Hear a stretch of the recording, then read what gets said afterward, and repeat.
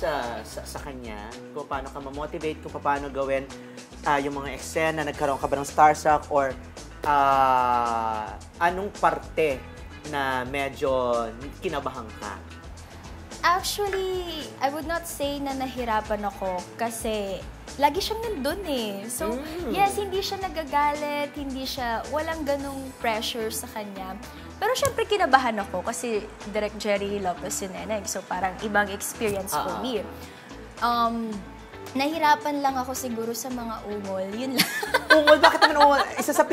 Sa akin ha, isa sa pinakamadaling gawin niya ay ang ungol. Hindi kasi sabi ko, parang nahirapan ako ng sobrang, ang haba kasi ng mga ginawa namin sexy scenes. So, parang it's kind of like nadidrain ako in my head. Tapos, binabaligtad pa ako, pinaganon. So, doon ako nahirapan. But like drama or anything naman sa ibang film, sa mga ibang scenes namin, hindi naman ako nahirapan. So, yung mga sexy scenes mo dito, medyo mahirap? Sobrang hirap. Paano naging mahirap? Kasi sobrang binanggit wild. mo nga yung binabali-baliktad ka. Yes, sobrang wild ni Rita dito. Like, as in, super wild.